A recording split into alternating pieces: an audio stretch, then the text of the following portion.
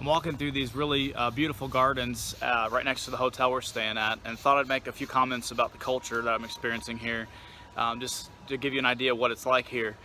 One thing, as far as the language, I found it interesting. Knowing a little bit of Spanish was a kind of a help and also a hindrance, because Portuguese has totally different pronunciations for words, and so words in Spanish, even though they're very close, are pronounced a completely different way.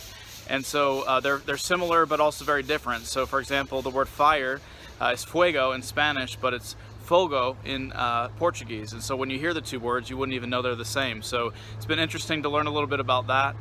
I had the opportunity to drive, actually about a 4-hour drive over here to Caldas Novas, because I was the only one who had a working driver's license, was able to rent a car. So I had to relearn stick shift, which is actually pretty fun. And then driving through the country can be very frustrating because they have tons of speed bumps.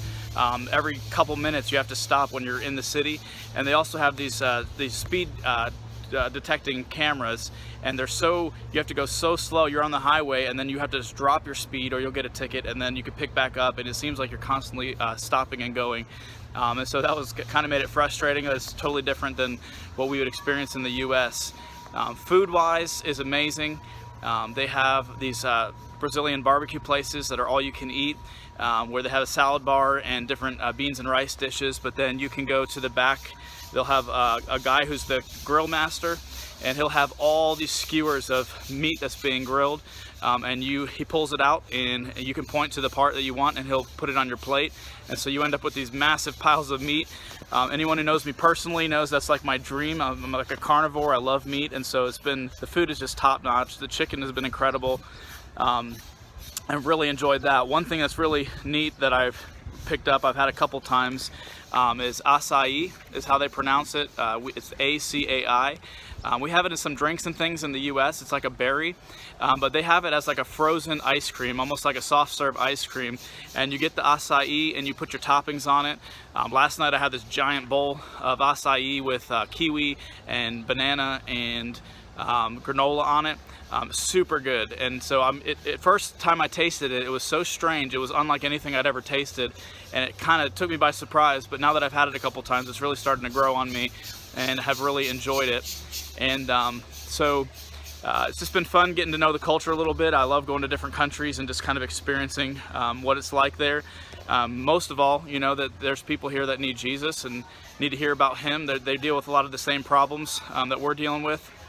The teens that I talked to last night, I was able to share about some of the issues, and when I asked people in the country, you know, what should I share with these teens, all of them pretty much said issues that we deal with in the US. They have very similar problems.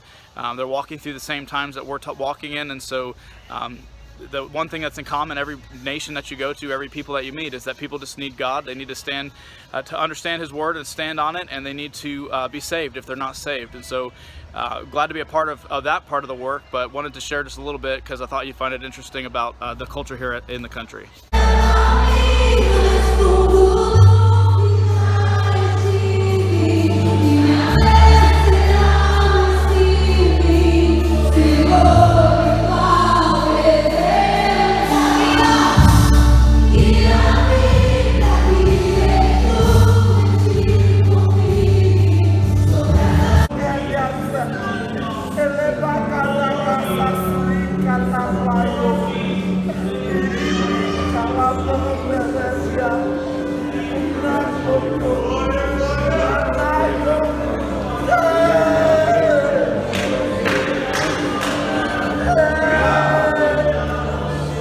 It's Wednesday morning, and this is our final day here in Caldas Novas. We'll leave in the morning to head back for the Pure Life Ministries conference for biblical counseling. But just had a wonderful night last night back at the Assembly of God Church here. I preached a message that led to a repentance call, and at the end had the people search their hearts, and we had a few come forward. One young man especially really touched my heart, just came forward and knelt down at the altar just weeping. There was a puddle of tears on the altar in front of him, just getting touched by the Lord, repenting and just allowing the Lord to deal with him. And I thought about that, and about Monday night seeing 50 to 100 kids up at the altar seeking the face of God for strength to live for Jesus in their generation. And I'm so grateful to the Lord for what He's doing here on this trip. Thinking about my own life and my testimony I've shared in various locations about how God can take something so broken just a few years ago, so away from God, so filled with sin, and to restore and set free and give new life, and now use the story to minister to other people. It's only God can do that. It's such a privilege, and it's so humbling to be used by God, to see people set free, to see people saved, and to see people touched by God. We're going to have a day of studying and rest, and then tonight we'll have our final day at the Assembly of God Church, our final service. But it's been such a blessing to get to know those people. The pastor and his wife have taken us out to eat after each service, and we've just had a great time of fellowship, of getting to know them. They joke around that I am now an acai addict because it's so good for dessert. Every night I'm getting a bowl of acai. It's super good, but they joke that I'm going to need rehab when I get back to the States for it. But it's just a great time of fellowship, getting to know people and seeing what God's doing in this country.